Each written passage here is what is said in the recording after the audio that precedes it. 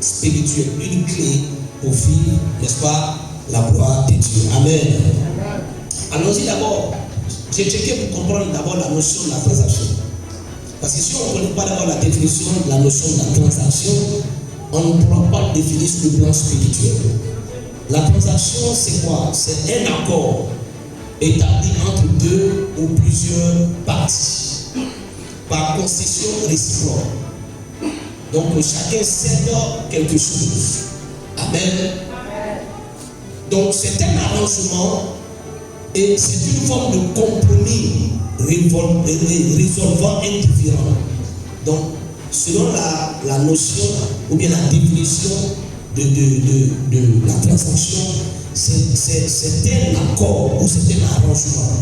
Donc une transaction est quoi? C'est un acte qui doit satisfaire chaque partie afin d'éviter toute contestation future. Donc, si je pars sur la base de la définition de la transaction, donc je peux maintenant vous dire que c'est quoi la transaction spirituelle? La transaction spirituelle, c'est un mécanisme d'achat et de vente dans le monde spirituel. Amen.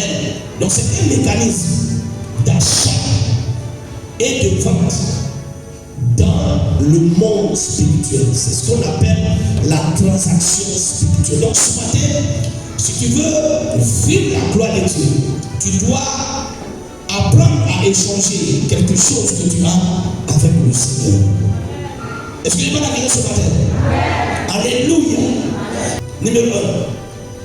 Si vous remarquez bien dans le texte qu'on a lu tout à l'heure, il commence par nous dire quoi? Le verset 28, il dit quoi? Venez à moi. Venez. Le premier élément de l'accord que tu as avec Dieu pour vivre une vie de gloire, le premier élément que tu fais, c'est que Dieu te lance une invitation. Dieu te donne une invitation. Et je vais appeler cela une sublime invitation. Et ce matin, quiconque est assis ici ce matin a reçu cette invitation. Donc tu es ici ce matin parce que Dieu t'a donné une invitation. Amen. Dieu t'a lancé une invitation. Lisons dans Jean chapitre 7, verset 37. Il dit le dernier jour de la fête, le plus important, Jésus se leva et s'écria, si quelqu'un a soif, qu'il vienne à moi. Ici, Jésus lance une invitation. Plusieurs personnes veulent vivre la gloire de Dieu. Or, des gens veulent vivre une vie extraordinaire.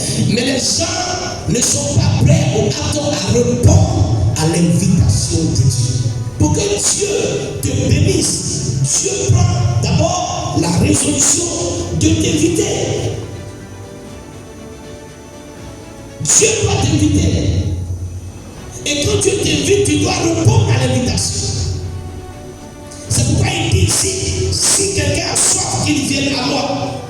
Donc ici, le premier élément de la transaction spirituelle pour vivre une vie de gloire, c'est de répondre à la sublime invitation de Dieu. C'est pour ça qu'on ne doit pas te supplier avant de venir à l'église. Est-ce que je vais la régler ce matin? Et tu ne dois même pas oublier.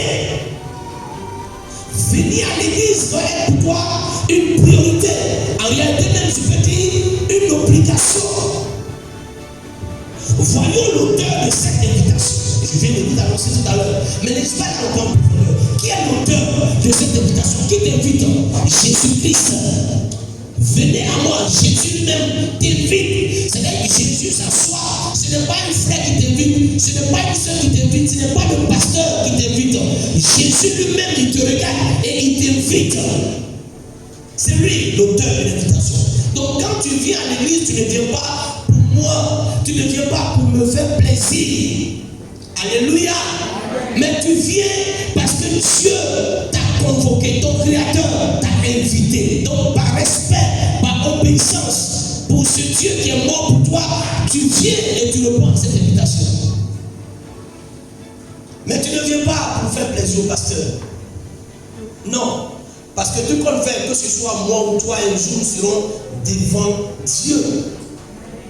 Et chacun répondra de ses actes devant Dieu. Moi qui te prêche, je vais passer devant le tribunal de Dieu.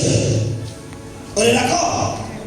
Il va me poser des questions sur le sacerdoce. Donc tu ne viens pas à l'église juste pour me faire plaisir. Papa, je suis là, hein. Je suis venu. Non. C'est Jésus qui t'invite. Dis à ton voisin, c'est Jésus qui t'invite. Voici quelques particularités de celui qui est digne de lancer cette sublime invitation. Il est digne. Numéro 1, il dit en Matthieu 1, verset 21, il dit, je suis le sauveur. Je suis le sauveur du monde. Jésus est le sauveur du peuple. Donc celui qui demande l'invitation est ton sauveur.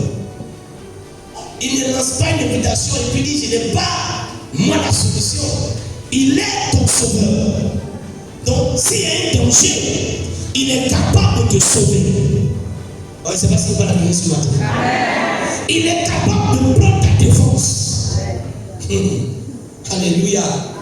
Il n'est pas n'importe qui. Il est capable de te défendre. Numéro 2, il s'appelle Emmanuel. Matthieu 1, verset 23. Dieu est avec nous. Dieu est avec toi. Donc quand il t'invite, il te dit, je suis avec toi. Mais la Bible dit que si Dieu est pour nous, qui sera contre nous? Et je vais encore plus loin, je vais renchérir. Il dit, si Dieu est pour moi, de qui aurais-je peur? Il dit, je suis Emmanuel. Je suis avec vous. Tu es dans le car, il est avec toi. Tu es dans l'avion, il est avec toi. Tu es dans la chambre, il est avec toi. Tu es au travail, il est avec toi. Partout où tu es, il est avec toi. C'est pour ça, arrête de craindre, arrête de... Je vous dis toujours, ce qui tue les chrétiens parfois, c'est le fait de porter un fardeau qui est plus lourd que notre foi. Or, quelqu'un dit, donne-moi ton fardeau, je vais porter. Tu dis non. Et tu portes le fardeau et tu t'écroules. Beaucoup tombent et meurent parce qu'ils veulent porter le fardeau. Mais tu ne peux pas. Tu ne peux pas. Pourquoi vouloir porter un fardeau que tu ne peux pas porter? Quelqu'un te voit dire, donne-moi ce fardeau, je vais porter. Tu dis non, moi-même je vais porter. Et tu t'écroules. Il est avec toi. Est-ce que tu prends ça ce matin? Amen. Il est digne de nous lancer cette invitation. Troisième chose, il est le Saint de Dieu. Il dit, je suis le Saint de Dieu. Le Saint-Esprit, c'est lui.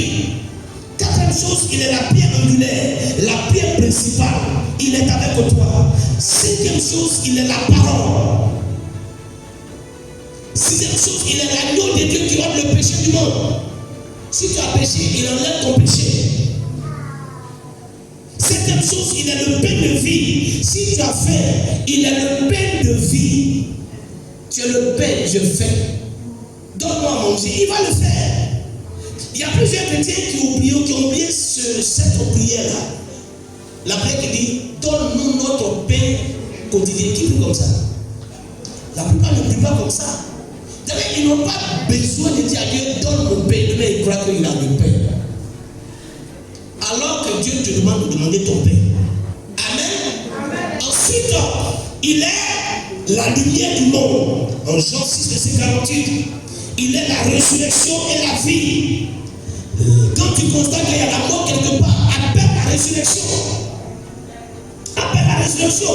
Je suis la résurrection et je suis la vie. Si tu constates qu'il y a quelque chose qui ne fonctionne pas bien quelque part dans ta vie, appelle la vie, appelle la résurrection. Alléluia. Ensuite, il est le chemin, la vie et la vie. Il est le chemin. Dis non, moi je ne sais pas ce que je vais faire. Mais comment tu ne sais pas ce que tu dois faire? Il est le chemin. Est-ce que tu lui as demandé? Il dit, je suis le chemin. Donc, je suis touché que tu te perds en fait. Et quelqu'un qui dit qu'il est le chemin. Et puis toi, tu dis, je suis perdu. Dis-lui de t'orienter, puis qu'il est le chemin. Il connaît le chemin. C'est pas ça? Tu veux faire bouger. Et tu es là et tu fais. Non. Dis-lui comme tu es le chemin. Montre-moi le chemin. Il va te montrer le chemin. Et la 11e chose, il est le Seigneur de gloire. Oh my God. En 2 Corinthiens 2, parce qu'il est le chemin de gloire. Tu veux vivre la gloire? C'est lui.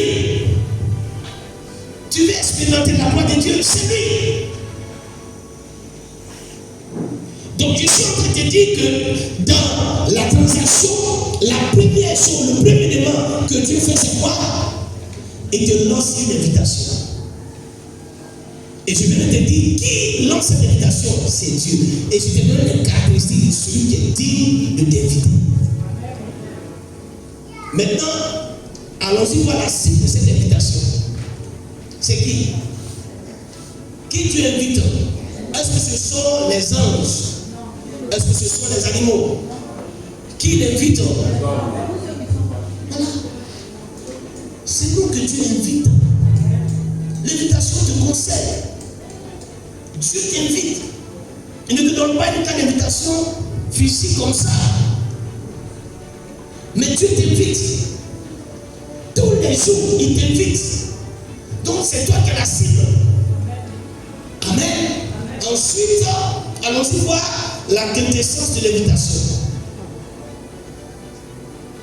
Ça concerne qui? Ça concerne qui? Ceux qui sont fatigués et chargés. Ce matin, peut-être que tu n'es pas fatigué. Peut-être que tu n'es pas chargé. Donc toi, ça ne te concerne pas. Qui n'est pas fatigué ici? Qui n'est pas fatigué? Comme toi. Quand tu n'es pas fatigué. Quand il n'y a pas de fatigue, c'est pas que tu as sur le marmite. Ou tu as pu les photos. Il parle de quelque chose de très spirituel ici. Il dit, venez à moi, vous tous qui êtes fatigués et chargés. Est-ce que tu n'es pas chargé? Tu es chargé, non? En tout cas, si tu n'es pas chargé, toi, on va te mettre ici. Et puis désormais, tu seras notre patron. Parce qu'à quelque niveau que ce soit, même si, parce que quand les gens parlent de non, je ne suis pas chargé, on voit d'abord la notion d'argent. Écoutez-moi bien, les riches ont des problèmes. Est-ce que vous savez ça? Cette invitation ne concerne pas tout le monde. Elle concerne ceux qui sont fatigués et chargés. Des personnes à qui le monde, le système, la vie, les liens familiaux leur ont posé un fardeau. Alléluia. Ce sont ceux-là qui sont concernés par cette invitation. C'est pour ça que si toi tu sais que tu es fatigué, que tu es chargé et que tu es en train de sombrer sous le poids des fardeaux, c'est pour ça que quand Dieu te dit de venir à l'église, tu dois courir pour être ici. Le jour où tu viendras me trouver ici à 19h, tu me dis papa, ça ne va même pas. Mais aujourd'hui, je vais aller tomber sur le terre pour pleurer devant Dieu. Ce jour-là, je saurai que vraiment, c'est que ça ne va pas. Oui, le jour où quelqu'un, personne ne me trouver et me dit papa, je vais tomber aujourd'hui dans le temps, sur le terre, pour supplier Dieu. Qui a bien fait ça? Tu n'es pas chargé. Si tu dors encore dans ta chambre, avec le confort, tout ça, tu ronfles. Et puis tu dis j'ai des problèmes. Non, tu n'as pas de problème. Quand tu as un problème, tu viens te coucher ici. Tu pleures toi seul. Regardez la femme, Anne, qui cherchait un enfant. Amen. Anne voulait un enfant, elle ne trouvait pas d'enfant. Sa co-épouse, Pélinda, se moquait d'elle. Elle dit, toi, tu comme ça, est-ce que tu es une femme? On ne peut pas t'appeler femme. Femme qui ne peut même pas enfanter, si tu fais la honte. La Bible dit, elle mortifiait son âme tous les jours. Et tu t'imagines le matin, tu te lèves, et dit, on pas de femme, toi aussi, t'es là.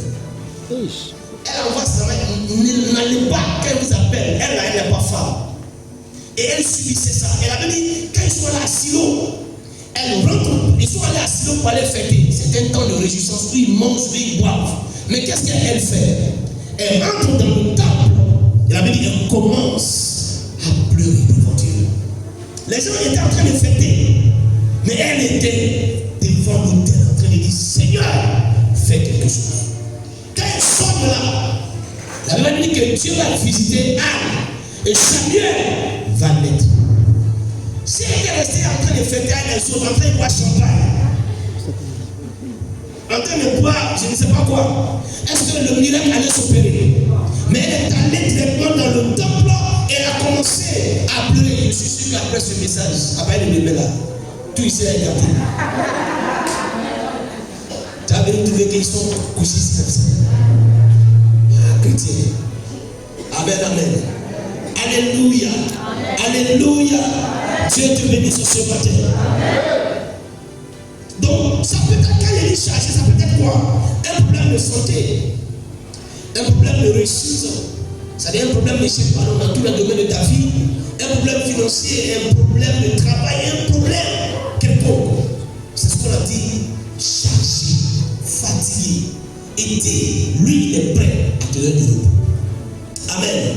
Donc le premier élément, quand je parle de la transaction spirituelle pour vivre la gloire, le premier élément c'est l'invitation que Dieu te donne. Il ne faut jamais refuser d'être des enfants de Dieu. Tu veux vivre la gloire de Dieu? Fais tout pour répondre. Là où tu es, sois là. Quand il y a un programme, sois là. Là où on parle de Dieu, sois là. Deuxième élément de cette transaction, c'est quoi? Il dit quoi? Je vous donnerai du repos. Donc quand Dieu t'invite, c'est pour te donner du repos. C'est pour te bénir. Oh, c'est pour ça qu'il a dit Amen. Quand Dieu t'invite, ce n'est pas pour te faire du mal. Quand Dieu t'invite, c'est pour te faire du bien. C'est pour te bénir, c'est pour te guérir, c'est pour te restaurer, c'est pour te positionner. Quand Dieu t'invite, c'est de faire de toi une personne importante. Il ne t'invite pas pour te faire du mal. Il t'invite pour te bénir, pour t'emmener à vivre la gloire. Il dit, je vous donnerai du repos. Ici, le repos traduit par le mot katapus. Le mot grec signifie au sens métaphorique des bénédictions célestes dans lesquelles Dieu demeure et qui promet à ses enfants, à ses croyants, ceux qui sont en Christ. Alléluia. C'est ça le repos. En fait, c'est une bénédiction que Dieu promet à ceux qui croient en Jésus-Christ. Donc quand Dieu t'invite, c'est pour te bénir, c'est pour faire en sorte que ta vie change et que tu sois un témoignage. Mais tu ne viens pas. Le repos, c'est rendre tranquille. C'est garantir la vie, c'est amener une demeure tranquille. C'est amener quelqu'un à cesser de souffrir. C'est ça le repos. Donc voici les deux éléments. Dans la transaction spirituelle, Dieu t'invite. Et ensuite, il te donne le repos. Il te décharge. Il enlève ton fardeau. Il enlève ton problème. Il te visite. Il te bénit. Il change en un mot ta destinée. C'est ça ce que Dieu fait. Mais il ne fait pas ça gratuitement. En échange, ce qu'on appelle la transaction. C'est une transaction. Soit on parle pas des transactions financières, transactions immobilières, c'est pas ça. On échange quelque chose. Il m'aurait fait une transaction. On échange. Quand Dieu t'invite, Dieu te bénit, Dieu fait en sorte que ta vie change. Maintenant, en retour, il attend quelque chose de toi. Dieu attend quelque chose de toi. Et maintenant, qu'est-ce que toi tu dois faire? Dans cette transaction, quelle est ta part? Numéro 1, au verset 9, il dit, prenez mon joug sur vous. Il dit de prendre son joug. Dieu, lui, il t'invite. Et quand il t'invite, il te donne le repos. Il te décharge. Quand il t'invite, il te guérit. Quand il t'invite, il te bénit. Quand il t'invite, il change ton histoire. Maintenant transaction, il y a quelque chose que tu dois apporter. Et il dit, prends mon joug. Vous savez que le Seigneur aussi a un joug. Dieu aussi a un joug. Et il veut chercher quelqu'un pour lui donner cela. Il cherche quelqu'un qui va apporter lui aussi son joug. Voilà pourquoi je parle de transaction. Dieu te donne quelque chose. Et il attend de toi en retour aussi quelque chose. Dieu a un jour. Et qui va porter ce jour-là? Qui va porter le jour? Tu pries pour que Dieu te bénisse. Oui. Parce que nous parlons de transaction. Il a dit dans sa parole. Maintenant, si tu le bien, il dit, prenez mon joug. Il dit, venez à moi. Vous tous êtes chargés et fatigués. Moi, je vous donnerai du repos. Moi, je vais vous bénir. Je change votre vie. Je change votre histoire. Il ne s'arrête pas là. Maintenant, il dit, prenez sur vous mon joug. Quand tu pries pour dire, Seigneur, bénis-moi, je veux la gloire. Dis-toi, il y a le joug de Dieu à porter. Est-ce que je vais bien ce matin? Il y a le joug de Dieu à porter. Tu ne vas pas prendre aussi facilement, gratuitement et aller t'asseoir chez toi. Dieu a son joug. Dieu aussi a son joug. Grand qu'il est, il cherche quelqu'un qui va porter ce joug. Je vous dis, votre notion de vie, c'est gratuit. Tout est, rien n'est gratuit. Dis à ton voisin, rien n'est gratuit. Et je peux te le démontrer que rien n'est gratuit. Même le don, le salut gratuit, quand la Bible parle, si toi, tu ne te lèves pas pour accepter ce salut qui est gratuit, tu ne le pas. Est-ce que moi, je peux dire, ma maman, je prends son salut à sa place? Est-ce que je peux le faire? Non, c'est elle qui doit accepter Jésus. Donc même quand on dit que c'est gratuit là, il y a quelque chose à faire. Quelque chose à faire. Si tu ne te lèves pas pour dire je t'accepte Jésus, même si c'est gratuit, mais tu ne peux pas bénéficier. Donc non, il y a un effort à fournir, il y a quelque chose forcément à faire. C'est pourquoi je vais parler à quelqu'un ce matin. Dieu est dans une affaire avec toi et moi. Dans un deal entre griffes. Dans ce texte-là, il est clair. Venez à moi, il t'invite, et puis il dit, je vais te décharger. Et te décharge. Et puis maintenant, quand tu penses que c'est fini, il dit, attention, j'ai mon joug. Et je cherche quelqu'un qui va prendre. Donc ce matin, dans cette affaire de transaction, Dieu dit de prendre son joug. Et c'est quoi le joug de Dieu? C'est quoi le joug de Dieu? Il n'a pas dit mes jours. Il a un seul. Tu veux savoir ça? Non, mais tu ne me pousses pas à te révéler ça.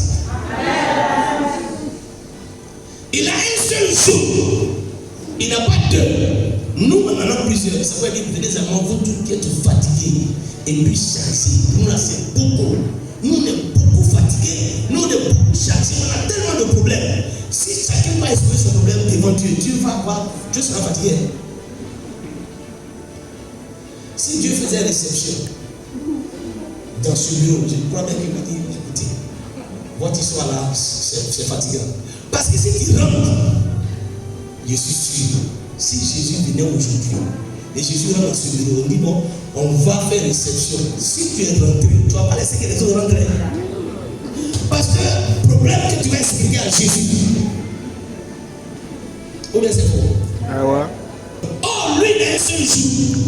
Son jour, c'est quoi? C'est l'obéissance. La clé se réside dans l'obéissance. Quand il dit, prenez mon jour là, il parle de l'obéissance. Il parle tout est dans l'obéissance. Son invitation, il te lance. Quand tu viens, il te décharge, il te guérit. Mais il y a des choses qu'il va te demander de faire. Et cela va dépendre de ton obéissance. C'est ça qui est son jour. L'obéissance. Est-ce que tu es prêt à l'obéir? Voilà le gros problème. L'obéissance. l'obéissance, il nous dit dans Hébreux chapitre 5, verset 8 au verset 9. Si tu n'as pas obéi Dieu, tu ne peux pas vivre une vie de souffrance. Écrivez ça et appliquez ça. Tous ceux qui sont obéissants à Dieu vivent une vie de gloire. Il dit lui-même dans Hébreux 5, verset 8 au verset 9, bien qu'il fût fils, qui n'avait jamais désobéi au Père, il a appris l'obéissance active et on dit spéciale. Moi, pour la version amplifiée. L'obéissance active, l'obéissance spéciale. L'obéissance active. Parce que tu peux dire tu obéis Dieu, mais comment? Un temps. L'obéissance active est dit par ce qu'il a souffert et a été élevé à la perfection, équipé, préparé de manière unique comme sauveur et conservant son intégrité au milieu de l'opposition. Il est devenu pour tous ceux qui lui obéissent l'auteur d'un salut éternel. L'obéissance lui-même, il a appris l'obéissance. Quand il vient sur la terre, Dieu dit mon fils, voici ce qui t'attend. Mais à côté de ce qui t'attend comme élévation, comme promotion, il y a la mort à la croix. Mon fils, tu vas sur la terre. Il y a beaucoup de choses que tu vas avoir comme élévation, comme gloire. C'est pas la Bible, il a été élevé. Mais il lui dit que tu vas aller mourir à la croix, porter le péché de ceux que tu vois là-bas. Pourquoi Christ est pas à la croix? Par obéissance. Il a obéi au Père. Sinon, nous vous attendons. Mourir à la croix n'est pas chose facile. Mourir à la croix, ce n'est pas facile. Il a fait par obéissance. Par obéissance. Le jour de Dieu, le jour de Jésus, c'est l'obéissance. En Philippiens 2, verset 8 au verset 10, il dit quoi? Après avoir paru comme un homme, il s'est abaissé lui-même en devenant obéissant jusqu'à la mort. Et même jusqu'à la mort sur une croix.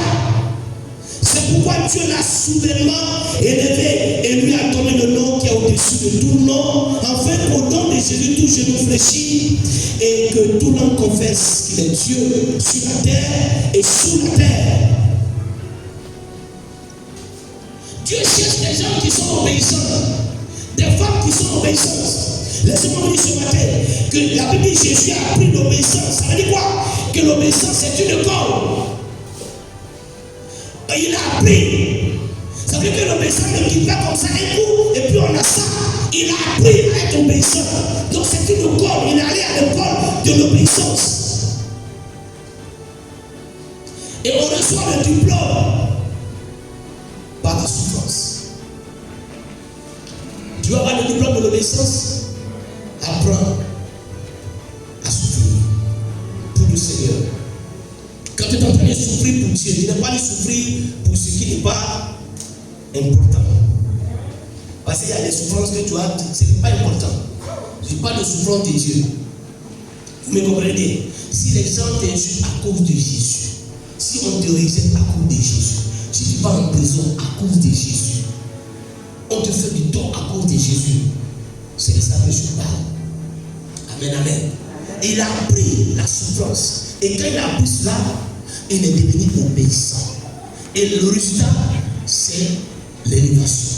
Dieu l'a soudainement élevé. Tu vas être élevé. Commence à obéir Dieu. Alléluia.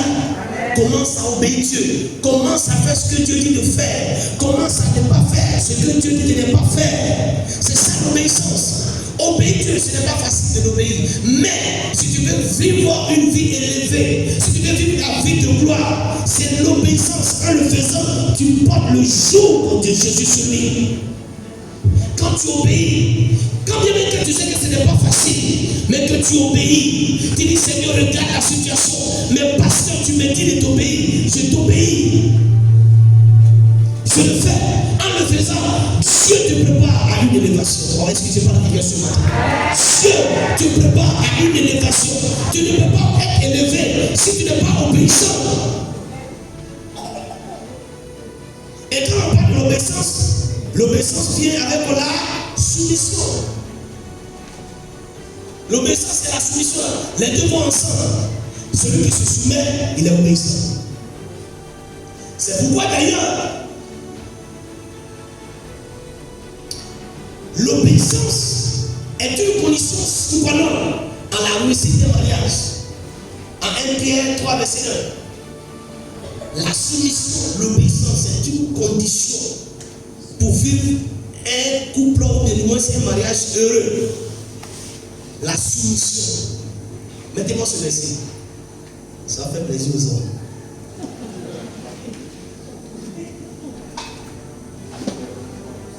Femmes, soyez de même soumises à vos maris, afin que si quelques-uns n'obéissent point à la parole, qu'ils soient gagnés sans parole par la conduite de leur femme. Toi, tu veux gagner ton mari par la parole, mais tu ne peux pas. Chérie, c'est-à-dire, Jésus est bon. Donne ta vie à Jésus. Chérie, tu vois, donc arrête de sortir. Ce n'est pas bon. Ce n'est pas. Non, tu vas perdre tout ton temps. La Bible dit quoi? Ils ne vont pas obéir à la parole. Mais comment faire pour le gagner? Par quoi? Par ta soumission. Est-ce que vous m'entendez? Dieu veut que tu te soumets. Il n'y a pas d'autre débat derrière. Est-ce qu'il y a une femme soumise ici? Vos maris, vous voyez.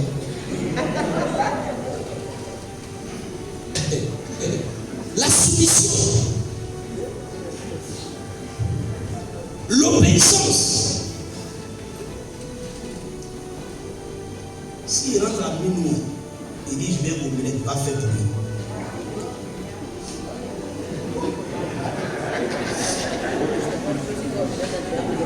Si quelqu'un demande de le faire, tu le fais. Par obéissance. Parce que c'est une recommandation divine. Tu n'obéis pas à ton mari parce qu'il dit veut que tu obéisses. Non, tu l'obéis parce que divinement Dieu t'a demandé. Est-ce que vous pouvez comprendre? Sinon, nous-mêmes, parfois, il y a des choses qu'on fait, on ne doit pas nous obéir. Mais puisque Dieu dit de te soumettre, tu te soumets. Maintenant, pourquoi tu veux cesser? Non, non, soumets-toi. Amen, amen. Amen. Soumets-toi. Et puis tu ne bavardes pas. Tu te soumets. Un point. Un trait. Est-ce que c'est compliqué ça? C'est un moment, est-ce que c'est compliqué? Et c'est pas, il n'y a rien de difficile de se soumettre à son mari. C'est aussi simple que de l'eau à boire. C'est pas ça. Maintenant, quand tu le fais, Dieu te lève. Maintenant, lui, parce qu'il y a des choses, je vais ouvrir une parenthèse, il y a des choses que vous ne comprenez pas. Tu parles à quelqu'un qui n'a pas Christ. Venez à l'église, ne pas de quelqu'un Christ. Non, je suis en train de parler de quelqu'un qui a Christ. Quand la femme est soumise, vous savez ce que lui fait? Au verset 7. Mettez-moi le verset 7. Sautez, mettez-moi le verset 7. Marie montre à votre toute la sagesse dans vos rapports avec vos femmes, comme elle sait ce qu'il fait. Honorez-les, comme nous avons aussi été avec vous de la grâce de la vie, qu'il vous soit ainsi, afin que rien ne vienne faire obstacle à vos prières. Ça veut dire que souvent les hommes vont prier qui n'ont pas aussi laissez le sorcier là où il est. En réalité, c'est toi-même qui fais que ta prière ne monte pas. Parce que quand la femme se soumet, voici ce que toi tu es censé faire. Si tu ne fais pas ça, si tu n'es pas sage, si tu ne sais pas l'honorer, amen, amen, ta prière, ça ne monte pas. Ta prière ne bouge même pas un iota, ça reste là, et puis tu tournes en rond. Mais parce que toi, la pauvre se soumet à toi, elle fait le foutu pour toi. Et d'ailleurs, tu vas dire que le foutu n'est pas bien pilier. Il y a boule dedans. Et tu dis ce que tu as envie de dire. La pauvre va faire tout ça. Maintenant, on te demande à ton tour. Voilà, c'est écrit là, à votre tour. Donc, il faut dire il y a un tour. Et maintenant, ton tour, maintenant, on dit de l'honorer, d'avoir la sagesse dans tes rapports avec elle. Et on précise que, parce qu'elle est de sexe faible, elle n'est pas, tu ne peux pas faire d'elle ton mari commenté qui mangiao. Si tu sais boxer, il y a des hommes dehors. Va apprendre à boxer là-bas. Mais ici, là, elle n'est pas là. Donc on dit elle est faible. Donc puisqu'elle est faible, donc il faut savoir parler avec elle. Et puis on dit il faut l'honorer. Honorer ici, c'est fort. Honorer quelqu'un, c'est fort. C'est mettre la personne en valeur. C'est de démontrer que celle-là, waouh, elle est tout pour moi. Et que les mots ne vont pas simplement pour dire ça, mais que les actes accompagnent les mots. Amen, amen. Et on parle que les actes accompagnent. Honorer sa femme, c'est pas lui simplement.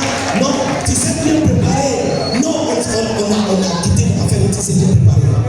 C'est de l'honorer, de donner des cadeaux, des bijoux de valeur, des choses de valeur. C'est de ça qu'il s'agit. Et de construire une maison. Et tu dis, ma chérie, voilà une maison que j'ai construite pour toi. Pour tout ce que tu as fait pour moi. Pour les sacrifices que tu as fait pour moi. Voici une maison. Voici une voiture. C'est de ça qu'il s'agit, mes soeurs et hommes. Comment tu n'es pas là, hein? Les gens peuvent parler là.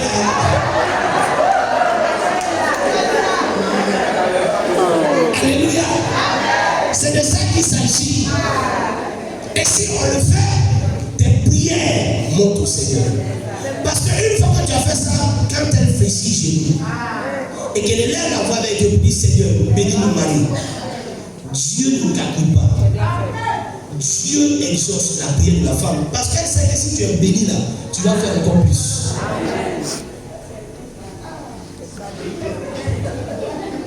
Est-ce que c'est rentré?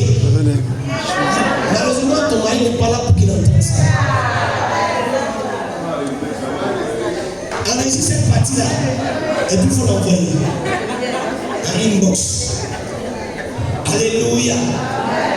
Donc le jour de Dieu, le jour de Jésus, c'est l'obéissance. Apprenons à être obéissants. Apprenons à nous soumettre à Dieu, à sa parole. En le faisant, tu portes le jour. Quand il dit, allez-y par tout le monde, annoncez la bonne nouvelle. Allez-y gagner les âmes. En le faisant, nous sommes en train de donner son jour. Est-ce que quelqu'un m'entend? Donc quand nous gagnons des âmes, quand nous évangélisons, nous sommes en train de porter son jour. Quand nous aidons les pauvres, nous sommes en train de porter son jour. Quand nous manifestons l'amour pour les uns et pour les autres, nous sommes en train de porter lui son jour, puisqu'il n'est plus là pour le faire. Quand nous soutenons financièrement son œuvre pour faire avancer, nous sommes en train de porter son jour. Et en le faisant, nous sommes en train d'obéir à Jésus-Christ. Est-ce que tu vas la guérir ce matin? Donc, n'oublie pas ceci, que nous sommes dans une transaction. Que quand Dieu prend la décision de te bénir, de t'élever, de t'amener à vivre la gloire, en retour, Dieu attend que tu portes son jour. Et le jour de Dieu, c'est l'obéir. En toutes choses, apprends à obéir Dieu en toutes choses. En toutes choses. Écoutez-moi bien, il y a des dimensions dans lesquelles Dieu vous envoie, mais il regarde encore votre degré d'obéissance. Est-ce que tu sais que tu es capable de te demander des choses? Quand tu vas faire, ton cœur va servir. Est-ce que tu sais ça? Wow. Il y a des choses que Dieu va demander de vous détacher. Mais quand tu regardes, il regarde ton niveau d'obéissance. Est-ce que tu es prêt? C'est pourquoi avant de prier pour vivre la gloire de Dieu, il faut bien réfléchir. Parce qu'il y a son jour que toi tu dois porter. Est-ce que quelqu'un m'entend ce matin? Ça peut aller. J'ai presque fini, je vais prier pour toi. Donc, ce que tu dois faire là, c'est quoi? C'est quoi? Dans la transaction, quand tu fais quoi? C'est l'obéir à Dieu. Qui est prêt à obéir ce matin? On va tester. Vous savez, quand je finis, je vais faire une prière très simple. Et je vais demander à Dieu d'élever des personnes de façon extraordinaire par leur obéissance. Et on va voir. Deuxième chose que tu es censé faire, il dit apprenez de moi en me suivant comme disciple. Dieu veut qu'on apprenne de lui. Apprenez de moi. Jésus là, il est comment? Il dit il est quoi? Il est humble et quoi? De cœur. Apprenez de moi. Dans la transaction, tu peux apprendre à suivre Jésus, à vivre sa vie, à être comme lui, à être comme un disciple. Un disciple, c'est un élève qui apprend auprès d'un maître. Et il précise qu'il est humble. Qui est orgueilleux ici? Tu es là, tu es orgueilleux, tu es là, d'être avec moi. Alors, tu es là, tu es orgueilleux, là, avec cette main de moi. Tu es là, tu es orgueilleux. Ok, on va t'aider. Merci, toi, oui. Toi, tu dis la vérité. Il y a des gens qui disent que je ne suis pas orgueilleux, mais ce n'est pas être encore l'argent. L'argent. L'argent orgueilleux, mal même. Les gens disent, on ne le connaît plus. Mais on ne le connaît plus, oui, il est devenu riche. Dieu dit qu'il est humble. Je vais te dire ce matin, apprends à être humble. Sois humble. L'orgueil ne t'emmènera nulle part.